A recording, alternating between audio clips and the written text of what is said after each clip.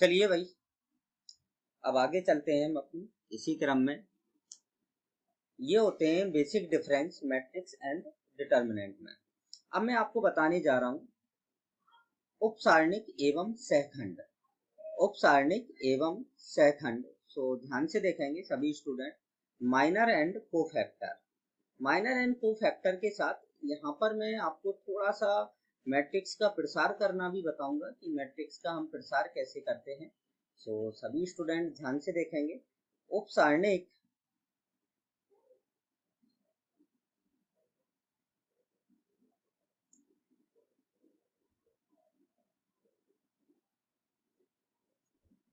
एवं सहखंड।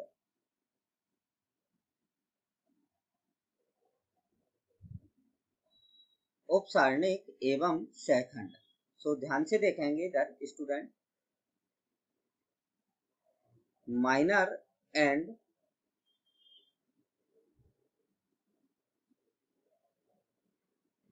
Cofactor. Minor and cofactor ध्यान से देखेंगे सभी स्टूडेंट। सब माइनर एंड कोफैक्टर इनका यूज होता है आपका एडजॉइंट मैट्रिक्स निकालने के लिए। एडजॉइंट जब हम सहखंड मैट्रिक्स निकालते हैं तब उपसारणिक और सहखंड से ही जो सहखंड से मैट्रिक्स बनता है उसको ही हम एडजॉइंट मैट्रिक्स कहते हैं। तो ध्यान से देखें। सबसे पहले उपसारणिक एवं सहखंड। सबसे पहले 2x2 2 आव्यूह के लिए।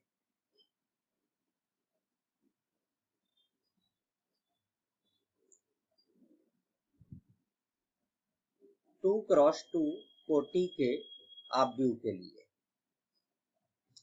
ध्यान से देखेंगे इधर सभी स्टूडेंट। 2x2 कोटि के आव्यूह के लिए कैसे निकालेंगे हम। जैसे सबसे पहले मैंने एक मैट्रिक्स ले लिया 2x2 कोटि का। जैसे ए कोई मैट्रिक्स है आपके पास, A11 A12 A21 और A22। ये कोई मैट्रिक्स है, कितनी कोटि का है 2x। तो जितने एलिमेंट होते हैं मैट्रिक्स में उतने ही उसके उपसारणिक होते हैं और उतने ही उसके क्या होते हैं, सहखंड होते हैं। तो ध्यान से देखेंगे सभी स्टूडेंट इसको। ये कर्सर कहाँ गया भाई। ध्यान से देखना है सभी स्टूडेंट को। तो देखें इधर सबसे पहले मैं निकाल रहा हूं उपसारणिक।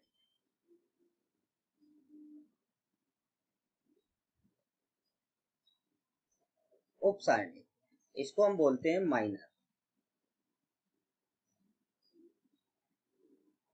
माइनर ठीक है ना। इसको माइनर बोलते हैं। ध्यान से देखेंगे सभी स्टूडेंट यहाँ पर। माइनर को M11 जैसे हमें निकालना है पहला माइनर, पहला उपसारणिक M11। तो M11 कैसे निकालेंगे। पहली पंक्ति और पहले स्तंभ को बंद करें आप। पहली पंक्ति और पहले स्तंभ को बंद करेंगे आप। तो इसको दोनों को बंद कर लिया तो अब आपको कौन सा एलिमेंट दिखेगा, A22। तो M11 का जो उपसारणिक होगा वो A22 होगा। क्लियर। M12 ऐसे ही M12 पहली पंक्ति दूसरे स्तंभ, पहली पंक्ति और दूसरे स्तंभ को आप बंद करके देखें तो आपको क्या मिलेगा, A21 मिलेगा। M21 दूसरी पंक्ति और पहला स्तंभ, दूसरी पंक्ति पहले स्तंभ को बंद करेंगे तो ये आपको मिलेगा A12। और M22 दूसरी पंक्ति और दूसरे स्तंभ को बंद करेंगे जब आप दूसरी पंक्ति और दूसरे स्तंभ को, तो आपको क्या दिखेगा, A1। तो ये आ गए आपके उपसारणिक। आपको इस टाइप से क्या निकालना है, उपसारणिक। अब सहखंड कैसे निकालते हैं, ध्यान से देखेंगे सभी स्टूडेंट। सहखंड निकालने के लिए हमें माइनर का यूज करना पड़ता है। किसका यूज करना पड़ता है भाई, माइनर का। तो सहखंड निकालेंगे जब हम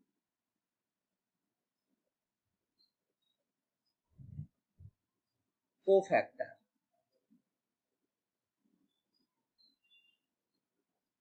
कोफैक्टर निकालेंगे तो आपको क्या मिलेगा, ध्यान से देखना है इधर। इसके लिए एक फार्मूला होता है CIJ, ये सभी स्टूडेंट याद रख लें इस फार्मूले को। अलग कलर में मैं शो अप करे देता हूँ भाई इसको, ठीक है ना। तो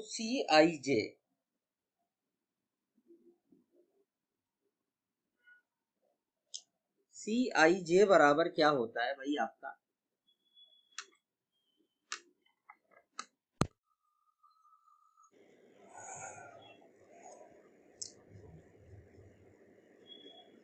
CIJ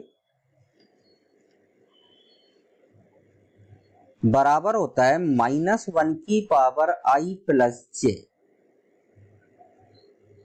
और MIJ ये होता है आपका सेकंड निकालने का फार्मूला आपका। तो ध्यान से देखेंगे, अब हम सेकंड निकालेंगे। कितने सेकंड होंगे, 4। तो C11 अब आपने I की जगह 1 रखा और J की जगह 1 रखा, तो यहां पर क्या आ जाएगा, -1 की पावर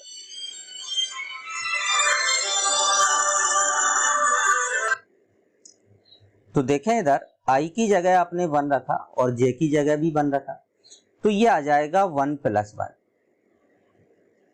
और ये आ जाएगा M11। अब -1 की पावर तो 2 हो गया भाई आपके पास, और M11 का मान कितना है आपके पास, A22 निकाल चुके हैं आप। तो ओवरऑल C11 बराबर क्या आ गया, A22। अब C12 मतलब -1 की पावर 1 + 2 और M12। अब भाई ये तो नेगेटिव हो गया और M12 की वैल्यू क्या है, A21। तो ये हो जाएगा माइनस का A21, क्योंकि भाई -1 की पावर कितना हुआ, 3, और -1 की पावर 3 कितना होता है, -1। अब C21 -1 की पावर 2 + 1 और M21 कितना आ जाएगा, ये माइनस का A12 और C22 -1 की पावर 2 + 2 और M22, ये पॉजिटिव रहेगा क्योंकि -1 की पावर कितना है, 4 है। तो ये आ जाएगा A11। तो इस टाइप से हम 2/2 कोटि के आव्यूह का क्या निकालते हैं, उपसारणिक एवं सेकंड। अब मैं आपको बताने जा रहा हूं 3/3 कोटि के आव्यूह के लिए। 3/3 के लिए मैं सारे तो नहीं बताऊंगा आपको, 3-4 माइनर और 3-4 को फैक्टर निकाल के बता दूंगा और उसी क्रम में आपको इसको करना है। तो चलिए भाई ध्यान से देखेंगे इधर सभी स्टूडेंट।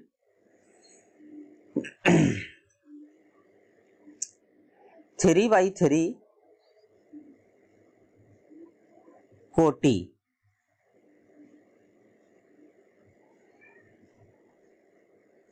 के आव्यूह के लिए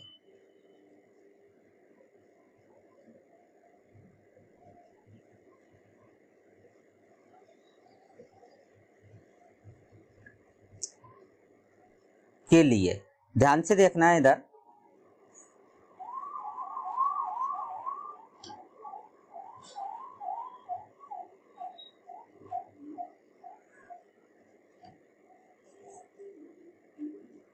जैसे कोई मैट्रिक्स दिया है आपको 3/3 कोटि का, क्या मैट्रिक्स दिया है ध्यान से देखेंगे सभी स्टूडेंट। जैसे A बराबर दिया है आपको A11 A12 A13 A21 A22 और A23 A31 A32 और A33।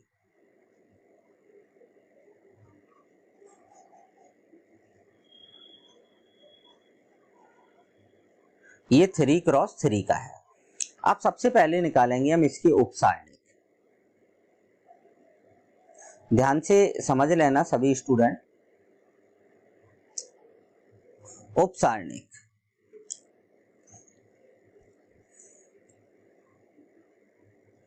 यहीं पर सारणिक का थोड़ा सा प्रसार भी हम सीख लेंगे। यहाँ पर सबसे पहले उपसारणिक, तो पहला नंबर निकाला मैंने M11,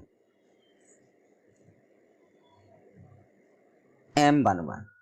अब आप देखना इधर मैं हाइलाइटर का यूज कर रहा हूं, पहली पंक्ति और पहले स्तंभ को बंद कर लो, इसको बंद कर लो, ठीक है ना। अब आपको क्या दिखेगा, ये चारों दिखेंगे, केवल ये चारों दिखेंगे। तो इन्हीं चारों को अब हम लिखेंगे ऐसे सारणिक में। सारणिक में लिखा जाता है A22, A23 और A32, A33। अब यहां पर सभी स्टूडेंट प्रसार देखेंगे 2x2 कोटि के सारणिक का प्रसार कैसे करते हैं, ध्यान से देखेंगे। देखिए ये जो प्रोडक्ट होता है, ये वाला प्रोडक्ट, ये तो पॉजिटिव होता है, ठीक है। और ये जो प्रोडक्ट होता है, ओह ग्रीन कलर ले लेते हैं भाई, ये जो प्रोडक्ट होता है ये आपका नेगेटिव होता है। ग्रीन वाला नेगेटिव और ब्लू वाला पॉजिटिव, ये प्रसार का तरीका होता है इसका। तो क्या आएगा अपने पास, ध्यान से देखेंगे सभी स्टूडेंट, A22 का A23 में होगा तो A22 और A33 माइनस A32 और A23, ठीक है। अब आता है M12। M12 अब पहली पंक्ति और दूसरे स्तंभ को बंद कर लें।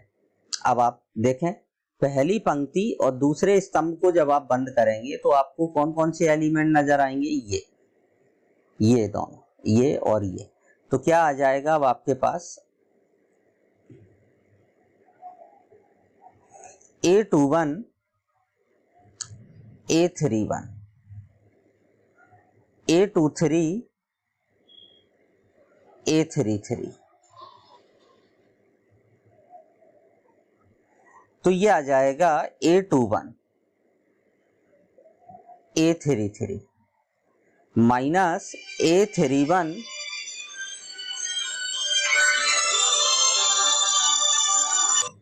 तो भाई क्या आएगा अब आपके पास, यहां से देखें,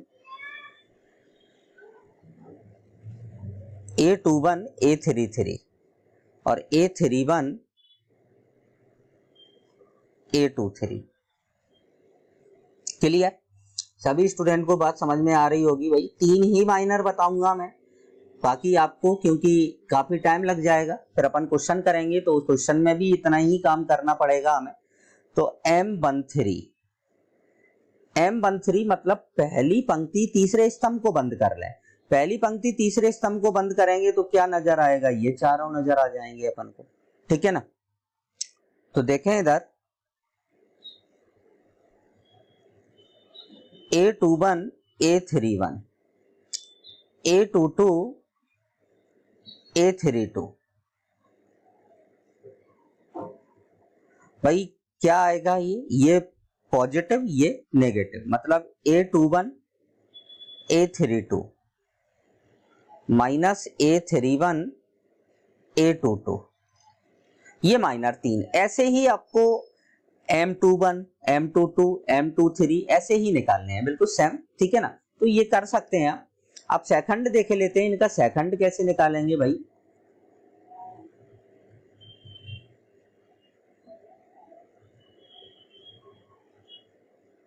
सेकंड Cij बराबर, क्या फार्मूला होता है, Cij बराबर -1 की पावर i प्लस j और Mij, ठीक है ना, ये होता है। तो सबसे पहले भाई C11 निकाल दें। अब आप देखो माइनर तो है ही आपके पास, आ चुके हैं, तो अब आप सेकंड में कोई दिक्कत नहीं है। C11 देखो, जब भी इन पादांक का योग सम तो पॉजिटिव, और जब पादांक का योग विषम तो नेगेटिव। सीधा सा कंसेप्ट आप याद रख लें। मतलब C11 मतलब दोनों पादांकों का योग 2 है, मतलब सम है। तो ये C11 बराबर हो जाएगा M11 के। किसके बराबर हो जाएगा, M11 के। जो माइनर आते हैं वही कोफैक्टर आते हैं, केवल और केवल चिन्ह का अंतर होता है थोड़ा सा। तो क्या आ जाएगा, -1 की पावर जैसे 1 + 1, तो M11 आ गया। भाई पॉजिटिव है तो M11 की वैल्यू हम निकाल ही चुके हैं, तो ये आ गया M11। M11 आपके पास ये है, तो ये ले जाके अपन यहाँ पर रख देंगे भाई, ठीक है ना। अब C12, मतलब अब ये नेगेटिव हो गया तो ये कैसा हो जाएगा, माइनस का M12 हो जाएगा, क्लियर, क्योंकि विषम है, 1 और 2 का योग कैसा है, विषम है। ऐसे C13 निकालेंगे भाई अपन, तो ये पॉजिटिव हो जाएगा, तो ये M13 आ जाएगा। कितना आ जाएगा, M13 आ जाएगा, ठीक है ना। ऐसे ही आप आगे भी सारे 9 के 9 आप निकाल सकते हैं इजीली, ठीक है ना। तो ये इस टाइप से हम उपसारणिक और सहखंड ज्ञात करते हैं। सभी स्टूडेंट ध्यान रखें इस चीज का, इस टाइप से हम उपसारणिक और क्या निकालते हैं भाई, सहखंड निकालते हैं। अब चलें भाई अपन आगे चलते हैं, है ना, ध्यान से देखना है सभी स्टूडेंट को। अब हम निकाल रहे हैं सहखंडज आव्यूह। कौन सा आव्यूह, सहखंडज आव्यूह। सहखंडज आव्यूह क्या होता है, ये बहुत मोस्ट है, ये याद रखना है आपके, चाहे राजस्थान बोर्ड की बात की जाए अपन, चाहे अपन जेईई मेंस एडवांस में बात करें। पहले एक समय सहखंड से बहुत क्वेश्चन पुट अप होते थे, अब जरूर थोड़ा सा जेईई मेंस एडवांस ने थोड़ा सा ट्रेंड चेंज किया है, इसमें इन्होंने पीएनसी का यूज कराने लगे हैं। लेकिन बट कोई जरूरी नहीं है कि आपके जेईई मेंस लेवल पे सहखंड से इस बार भी 2021 में भी क्वेश्चन आए हैं, है ना, क्योंकि सारे क्वेश्चन तो भाई अब जेईई मेंस के टोटल कितने फेस होते हैं, हर फेस 3 एग्जाम होते हैं, 4 एग्जाम होते हैं, 4 महीने चलते हैं, 16, तो 16 पेपरों में एक ही टाइप का क्वेश्चन तो आएगा ही नहीं, तो कहीं ना कहीं सहखंड का भी क्वेश्चन आपका आना ही है, ठीक है ना। तो सहखंडज मैट्रिक्स ये बहुत मोस्ट है, ये ध्यान रखना है सभी स्टूडेंट को।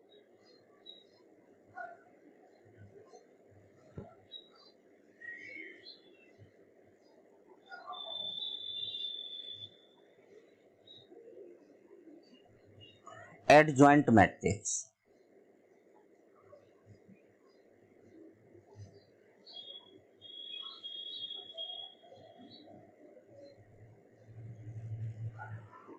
एडजॉइंट मैट्रिक्स,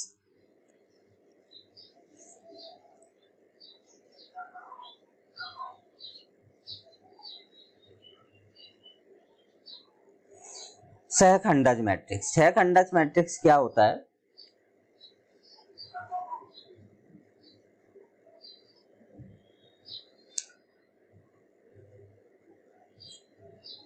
किसी वर्ग मैट्रिक्स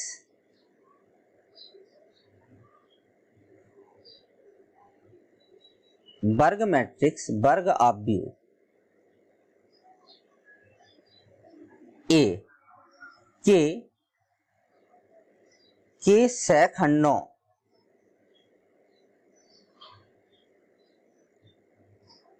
से निर्मित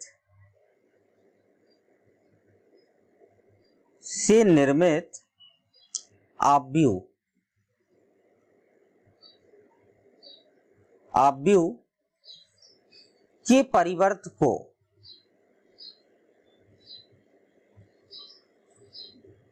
के परिवर्त को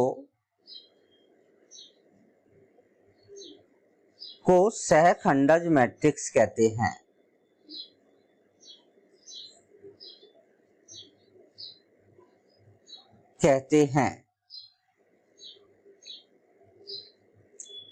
मतलब क्या समझे अब आप, कि कोई वर्ग आव्यूह ए है, इसके सहखंडों से निर्मित आव्यूह के परिवर्त को सहखंडज आव्यूह कहते हैं।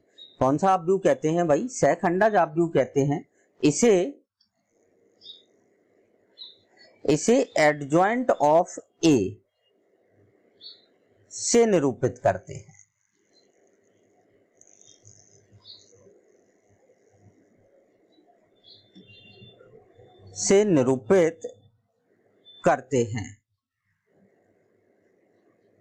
ये कहलाता है आपका सहखंडज आव्यूह, ठीक है ना। मतलब क्या लिखेंगे अब अपन, ध्यान से देखना है कि शॉर्ट में अगर अपन लिखना चाहें तो शॉर्ट में कैसे लिखेंगे, एडजॉइंट ऑफ ए बराबर होता है Cij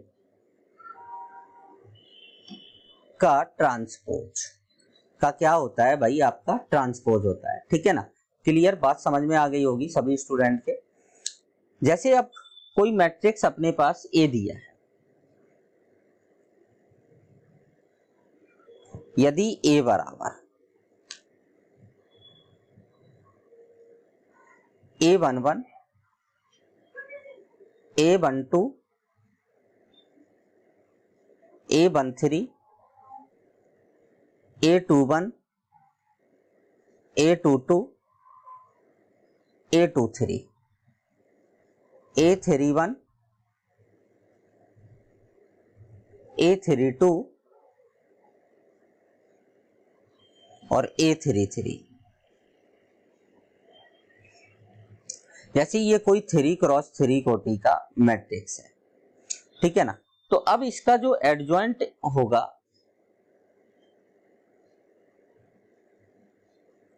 एडजॉइंट ऑफ ए बराबर क्या होगा, C11 C12 C13 C21 C22 C23 C31 C32 और C33 का क्या आएगा, ट्रांसपोज का क्या आ जाएगा, ट्रांसपोज। तो ये आपका कहलाता है सहखंडज मैट्रिक्स। सभी स्टूडेंट के समझ में आ गया होगा भाई कि सहखंडज मैट्रिक्स क्या होता है। चलिए भाई अपन आगे चलते हैं। अपन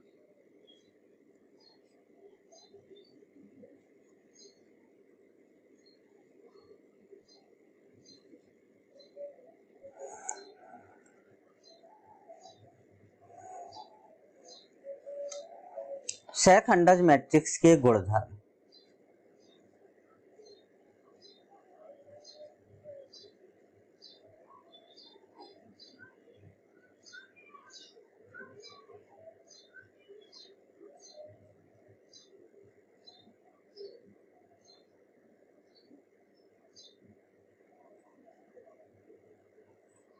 गुणधर्म, properties of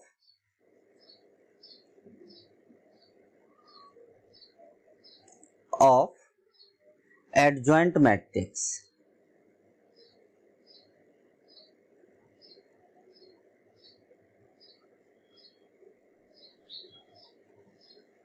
properties of adjoint matrix.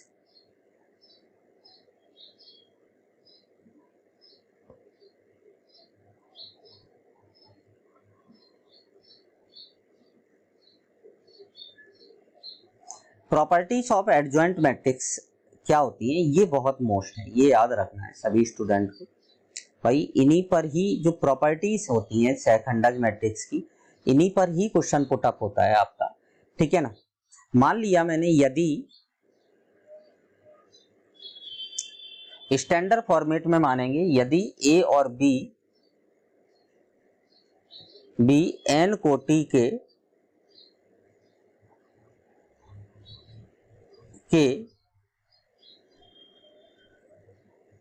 वर्ग आव्यूह हैं,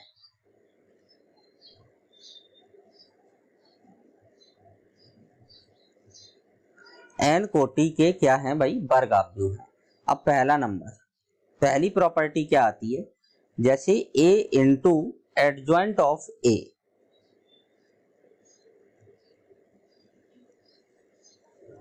बराबर होता है सारणिक ऑफ ए आई एन के,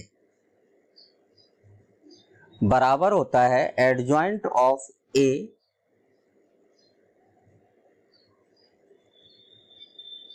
इंटू ए के। ठीक है ना, यहां पर जहां आई एन एन कोटि का तत्व इकाई मैट्रिक्स है,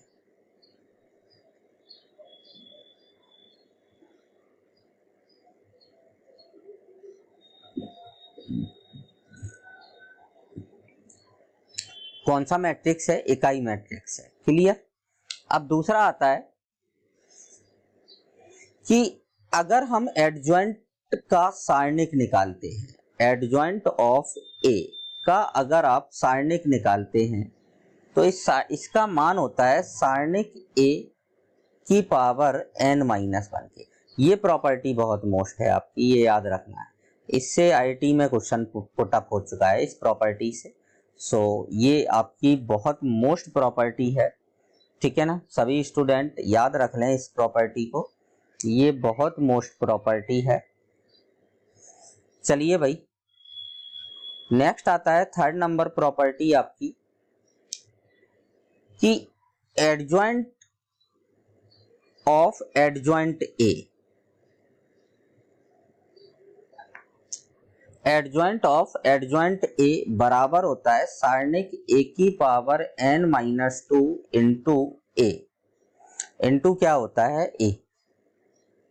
फोर्थ प्रॉपर्टी आती है आपकी, अगर हमें सारणिक ऑफ एडजॉइंट ए निकालना है, अगर कि भाई इसका भी हमें सारणिक का मान निकालना है, ये सारणिक होता है, ये मॉड नहीं है, यहाँ ध्यान रखना है, ये सारणिक होता है, तो ये बराबर होता है सारणिक ए की पावर n माइनस 1 का स्क्वायर। ये प्रॉपर्टी, ये आपकी सॉरी मैं टिक करता चलता हूं कि एक ये आईआईटी के लिए बहुत मोस्ट है और ये एक आईआईटी के लिए ये भी बहुत मोस्ट है, ठीक है ना। तो जो आईआईटी के लिए जो बहुत मोस्ट है उन प्रॉपर्टीज को आप ध्यान से देख लें, ठीक है ना। नेक्स्ट आता है, अब बेसिकली ये तीन प्रॉपर्टियां आईआईटी के लिए सबसे ज्यादा, आईआईटी में यही तीनों का यूज होता है। अब बाकी तो सिंपल है कि एडजॉइंट ऑफ ए की पावर m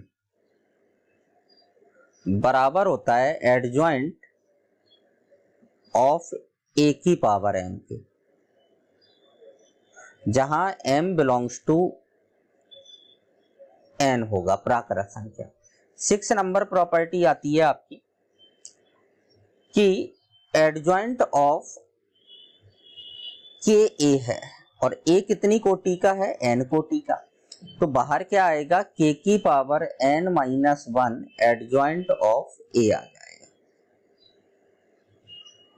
एडजॉइंट ऑफ क्या आएगा, a आ जाएगा। क्लियर। नेक्स्ट आता है 7 नंबर, अगर हम किसी तत्समक मैट्रिक्स का एडजॉइंट निकालते हैं तो ये तत्समक मैट्रिक्स ही होता है आपका, क्या होता है, तत्समक मैट्रिक्स, ठीक है ना। नेक्स्ट आता है 8th नंबर कि एडजॉइंट ऑफ ए के ट्रांसपोज का बराबर होता है एडजॉइंट ऑफ ए का ट्रांसपोज। 9 नंबर प्रॉपर्टी आती है आपकी एडजॉइंट ऑफ ए बी, जैसे a इंटू बी का एडजॉइंट निकाला तो ये बराबर होता है adjoint of b into adjoint of A के। किसके बराबर होता है, adjoint of A into adjoint B into adjoint A के, ठीक है ना। तो ये आपको याद रखना है। कुछ प्रॉपर्टियां बेसिक प्रॉपर्टी हैं कि जो मैं आप लोगों को बता देता हूं वैसे ही, कि अगर कोई सममित आव्यूह है तो उसका एडजॉइंट भी सममित होगा, अगर कोई विकर्ण आव्यूह है तो उसका एडजॉइंट भी विकर्ण होगा, त्रिभुजाकार आव्यूह है तो उसका भी एडजॉइंट त्रिभुजाकार होगा, और अगर कोई आव्यूह अव्युत्क्रमणीय है, मतलब जो व्युत्क्रमणीय नहीं है, तो उसके एडजॉइंट का के सारणिक का मान क्या होगा, 0 होगा। एडजॉइंट के सारणिक का मान क्या होगा भाई, आपका 0 होगा। तो ये कुछ प्रॉपर्टीज हैं एडजॉइंट की जिनको आपको याद रखना है, ठीक है ना। तो ये स्टूडेंट याद रख लें अच्छे से, ठीक है ना। चलिए भाई, अब हम थोड़ा सा व्युत्क्रमणीय अव्युत्क्रमणीय आव्यूह के बारे में बता देते हैं, ठीक है ना। वैसे तो अपन ये पढ़ चुके हैं, सिंगुलर एंड नॉन सिंगुलर।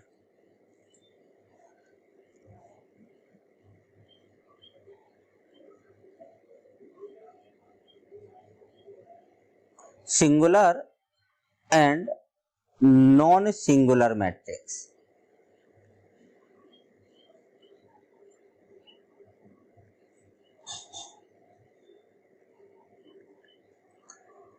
क्या बोलते हैं इसको, सिंगुलर नाम के अकॉर्डिंग उल्टे दिखते हैं ये तो होता है अव्युत्क्रमणीय।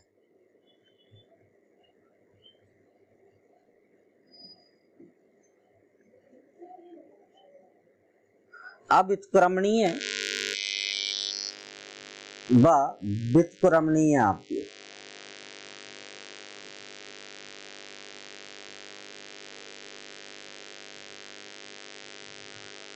आप भी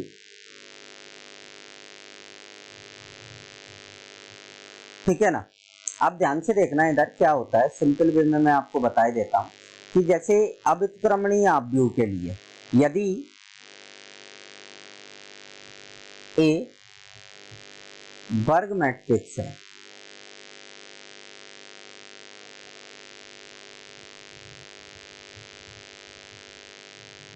है तो सिंगुलर के लिए क्या होता है, सिंगुलर मैट्रिक्स के लिए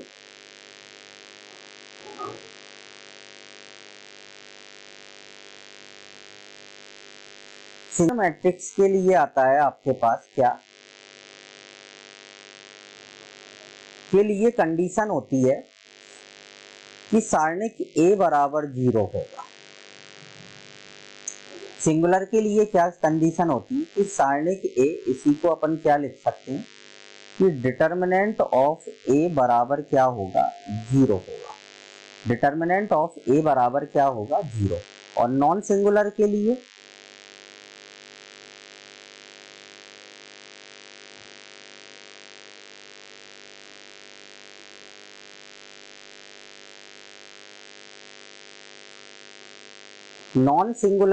क्या होता है भाई कंडीशन कि सारणिक a बराबर नहीं होगा 0 के, मतलब डिटर्मिनेंट ऑफ a बराबर नहीं होगा 0 के। ठीक है ना, ये याद रखना है केवल आपको कि सिंगुलर और नॉन सिंगुलर मैट्रिक्स के लिए ये डेफिनेशन होती है सिंगुलर और नॉन सिंगुलर मैट्रिक्स की। चलिए भाई आगे चलते हैं अब अपन।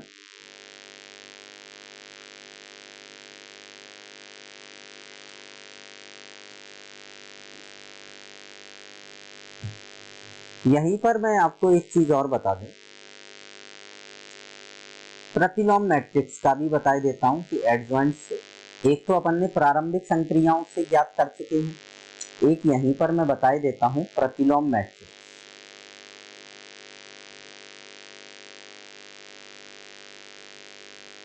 आप भी ये सेकंड मेथड है, ठीक है ना। सभी स्टूडेंट ध्यान रखें कि ये कैसा मेथड है, सेकंड मेथड है इनवर्स मैट्रिक्स।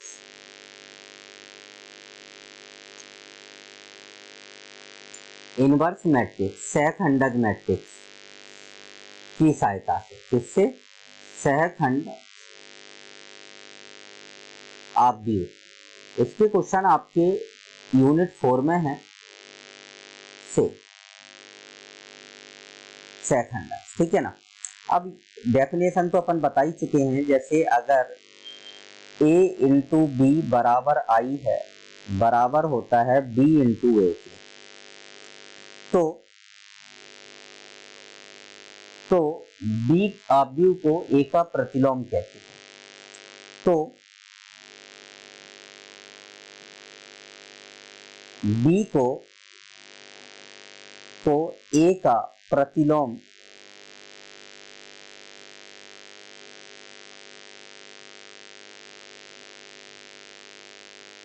आव्यूह कहते हैं।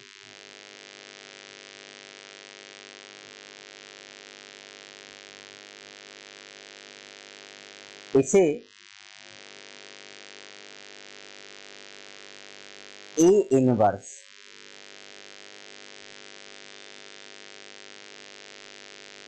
से निरूपित करते हैं।